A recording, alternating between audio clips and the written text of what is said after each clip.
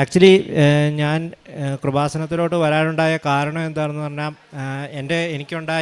എൻ്റെ കയ്യിൽ തന്നെ ഉണ്ടായ കുറേ സാമ്പത്തിക പ്രശ്നങ്ങൾ എനിക്ക് വന്നതുകൊണ്ട് മാത്രമായിരുന്നു ഞാൻ കൃപാസനത്തിലോട്ട് വന്നത്.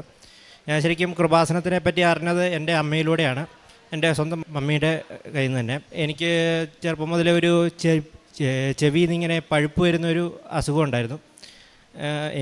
ഞാൻ കൃപാസനം മാതാവെന്ന് മമ്മി പറയുമ്പോൾ കേട്ടിട്ടുണ്ടെന്നല്ലാതെ ഞാൻ അതിൽ വലിയതായിട്ട് വിശ്വസിച്ചൊന്നുമില്ല. എന്ന് വെച്ചാൽ ഞാൻ മമ്മീനെ തള്ളി പറഞ്ഞിട്ടൊന്നുമില്ല, ഞാൻ കേട്ടുകൊണ്ടിരുന്നു.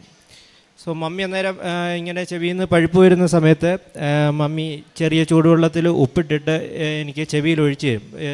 ലൈക്ക് ഒരു 2021-22 ആ ഒരു കാലഘട്ടത്തിലായിരുന്നു അത്.